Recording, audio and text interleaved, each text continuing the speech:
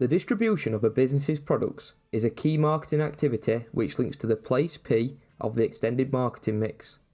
How the product gets from the producer to the end consumer is a critical factor which can impact not just how many sales a business makes, but how profitable those sales are.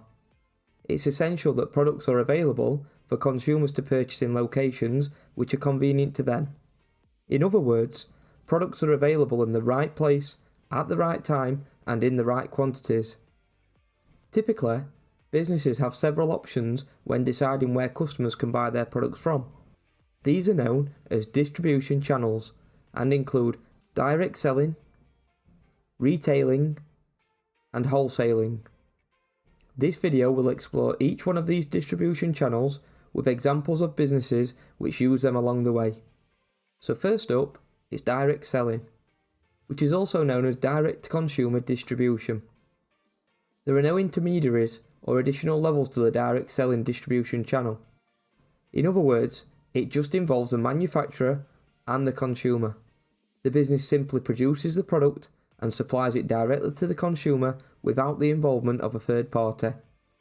Through the direct selling approach, a business has full control and flexibility over the distribution of its products and services, reaching consumers through a variety of methods such as the internet, direct mail, or even door-to-door selling. Direct selling is a very popular choice of distribution channel for service businesses such as dentists, hairdressers, and solicitors. But it is also used by many businesses which produce products.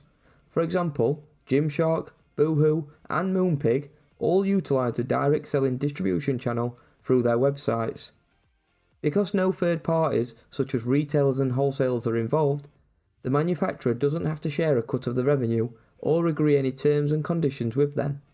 This provides the manufacturer with greater control and flexibility in the distribution of their products and services, meaning they can employ a variety of strategies such as having a sale to become more competitive in the market while still retaining a good level of profit for each unit they sell.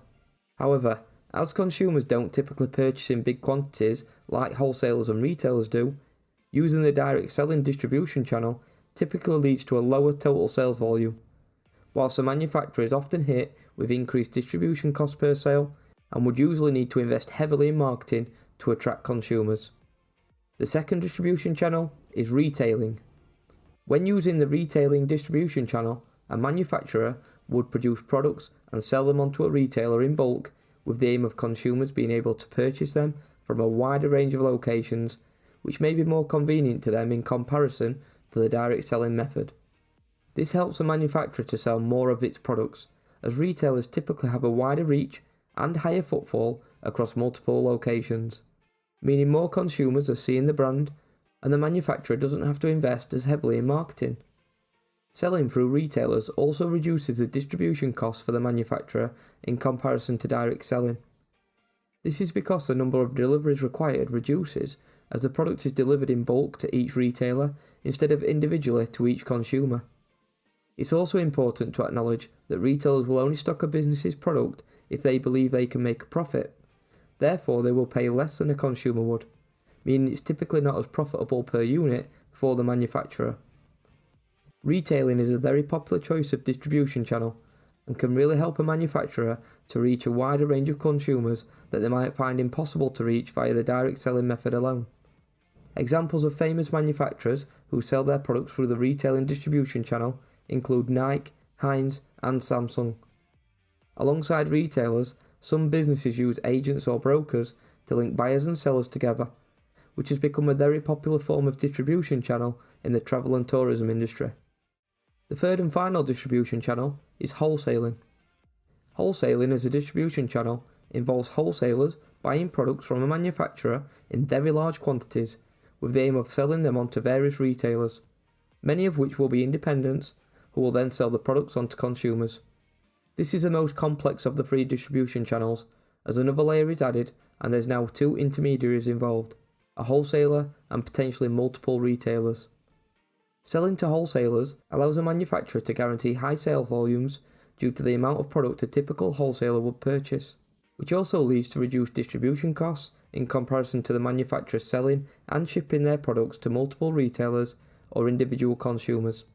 Whilst at the same time, the manufacturer still benefits from the exposure and reach it gains from retailers once their products appear in their stores, meaning they again don't need to invest as heavily in marketing. However, as two intermediaries are now involved, profit margins are squeezed even tighter, as both the wholesaler and the retailer look to make a profit.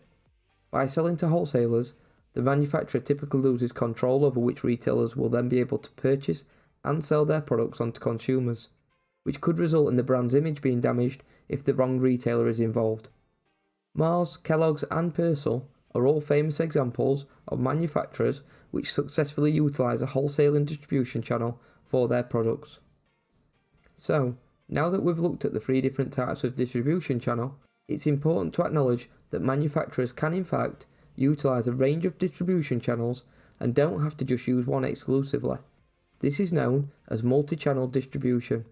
But knowing which distribution channel to use will depend on a variety of factors such as the nature of the product, the costs involved and impact on overall profitability, the type of market that the manufacturer operates within, and the level of control that a manufacturer wishes to have over the distribution of its products to consumers.